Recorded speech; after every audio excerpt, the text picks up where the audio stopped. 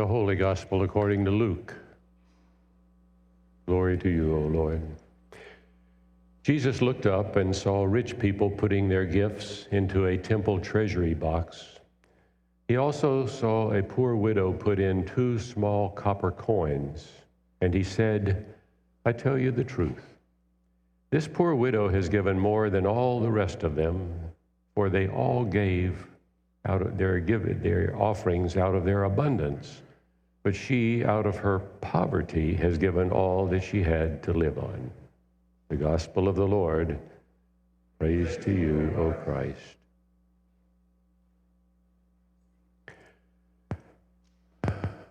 So this story happens when Jesus was in Jerusalem in the last days before he was crucified. And every day he was in the temple teaching. All the people would get up early in the morning and they would go to the temple and listen all day to hear him teach. Mark's gospel, which was written about 20 years before this gospel, tells the same story, and Mark begins by saying, Jesus sat down opposite the treasury and watched the people putting money into it. Well, in the temple, when you went in the front doors, the first thing was that there were 3 large courts, large areas, rectangular areas. The one on the east side was the court of the women, and the boundaries were about 200 feet. So, I mean, this is a big area. It was the court of the women, but it was not restricted to women. It simply restricted the area in the temple where women could go. They couldn't go anywhere else. And in the court of the women, and I think it's interesting that this is there, was the treasury of the temple with the women. And you can make of that whatever you wish. But the temple treasury, it consisted of 13 coffers, places to make donations. And the coffers were shaped something like trumpets. They were narrowed at the top, and then they came down, and then they flanged out at the bottom, and people would go by and put their coins in them, and they would drop down to the bottom. There was no paper money in those days. Now, in Matthew's gospel, he sometimes talks about rich people sounding a trumpet when they made their donations. Well, that doesn't mean they got somebody to come play a bugle or, a trumpet. These things were in the shape of a trumpet, and it was fairly common for rich people to gather up a whole boatload of coins and go dump them into the top of the trumpet, and then they would make all of this noise as they came down, and everybody would look and see, oh wow, those guys really gave a lot. And that was what Matthew called sounding a trumpet. But some of these 13 trumpets that were along one wall were designated. One of them was designated for new temple tax. One of them was for old temple tax. One of them was for incense that they used in worship. One of them was to pay for some new gold ornaments that they wanted. But 6 of them along the side were for free will offerings. And that's probably where the poor widow was standing, beside one of these free will offering coffers. When I try to picture this story, I picture her as being old, but Luke doesn't say that. I mean, she could have been 25 years old with 2 kids beside her, for all we know. All Luke says about her is that she was a poor widow. Now, under Roman law at the time, she could have inherited money if her dead husband had left her any, but he didn't. Poor and widow, she was at the very bottom of the culture that she lived in. She was significant to nobody, unless maybe to the 2 kids beside her. She was just standing there beside the free will offering coffer, 2 copper coins in her hands, looking down at them, thinking, Now, these copper coins were worth almost nothing. They were worth 1% of one day's pay for a common laborer. And yet Jesus says to his disciples that this is all she had to live on. Now, how do you know that? Maybe it was because he had an ability to know things about other people from a distance without having to ask. Like when he met the woman at the well, he told her, well, you know, you've had 6 husbands and the one you have now is not your husband. I mean, he just knew stuff like that. But maybe it was just written all over her for people that took the effort to really look at her and see how she just stood there a long time after the coins dropped out of her hands, the way her posture slumped as she realized, as she experienced the weight of what she had done and realized that she now had absolutely nothing. In the last couple of weeks in preparing this sermon, I've wondered time after time, why did she give like that? All she had was 2 coins. Why'd she give them away? Well, maybe it was because the rabbis in those days said, God wants you to give, all of you, to love God with all of your heart, soul, mind, and strength, and that obviously means all your money. I don't believe that. Maybe some of the rabbis said to her, like the charlatan preachers on TV now, well, you know, if you just give whatever little you have, God will bless you with wealth. I don't believe the rabbis would say that. They had more integrity than saying that. Maybe she gave as kind of a bribe to God. God, you know, if I give you all that I have, you need to, you know, reciprocate. I expect something back. I doubt it. Or maybe she just gave her last 2 coins and said, God, I put my life in your hands. Maybe. But whatever the reason she gave, the one undeniable fact is that she gave sacrificially. I've seen that happen in this church. I have visited a man several times over the last few years. He's in his 90s. He lives alone, small house, lives very simply, very frugally on his Social Security income and what he gets from a small pension from years ago when he worked.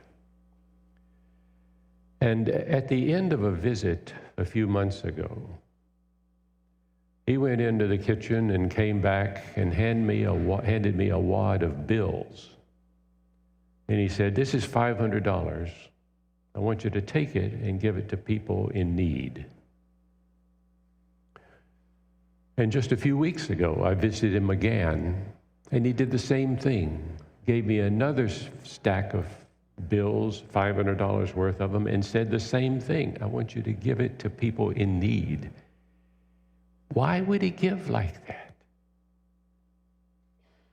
Because his heart cares for needy people. And so his money went anonymously, as he would have preferred, through the Lutheran World Relief to people in South Florida who are suffering from the needs caused by Hurricane Ira. Ira? I think that's right. Is that right, Ira? Ian, yeah, thanks. And the other half went to people in the Ukraine that are suffering because of the Russian invasion. But his heart cares enough for people to give sacrificially. Now, as some of you know and have experienced, the stock market has tanked recently. And it's eaten away at a lot of the retirement savings of many people, including me. My income is from Social Security and from an IRA that I put savings into during my medical career. And that income has allowed Susan and me to live comfortably. We're not extravagant people. And to be able to pay for the trips we make back to Kenya to serve there time after time. And it has allowed me to give $1,000 a month to Beds Plus. Now, Beds Plus is the organization that provides housing for people that are homeless. But as the value of the stocks in my IRA dropped further and further, I began to wonder, Leland, is it wise that you continue to do that? Would it be smarter for you to stop that, at least for a while, and save that money for yourself, for your later years? And I thought about it for several weeks. And one day I called a young man who's one of our 2 financial counselors, and I told him about that choice of giving $1,000 every month to Beds or just saving it for myself. And he listened, didn't ask a question, listened thoughtfully, and then at the end, he said, Leland, actually he said, Doc, I've known him since my medical years. Doc, there's no question that from the financial standpoint, you will be better off financially if you stop giving to Beds and save that money for yourself. And then he said, but what about the other side of this, the spiritual side? And nothing more needed to be said. Because I thought about Pastor Heidi's words from last week when Jesus said, where a person's treasure is, there their heart will be also. But there's also truth in the other side of that coin. Where a person's heart is, there they will put their treasure. And the reason I continue to give $1,000 to Beds every month is because my heart is with people who have no homes. And in case you're wondering, yes, I do give a tithe to Grace Church. Sometimes in this 1030 service, we sing these words which are relevant today. Open the eyes of my heart, Lord. I want to see Jesus. Now then, the next words just go off the trail, off the rails. They say, high and lifted up, shining with the light of your glory. That's not the way I want to see Jesus.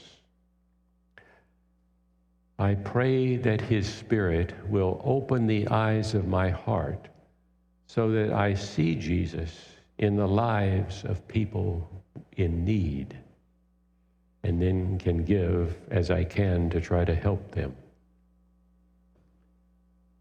I don't want to be one of those people Jesus talked about in the 24th chapter of Matthew, the people at the end when he divides, the 2 groups into the sheep and the goats, and one group he's not pleased with, and they say, Lord, when was it that we saw you naked or sick or in prison and did not take care of you? Open the eyes of my heart, Lord. During my medical career, I had a 3-month sabbatical at the University of London, and I stayed in an apartment building of the university in the same second-floor apartment building that a woman poet had stayed in 1872 when she wrote a poem with words that we often sing at Christmas, but words that speak about the giving we're thinking about today. Christina Rossetti wrote, "What can I give him, poor as I am? If I were a shepherd, I would give a lamb. If I were a wise man, I would do my part. But what I can, I give him. Give my heart." We either give our heart to ourselves or to God and to the needy people that God cares so much about. Like the poor widow, it's in your hands.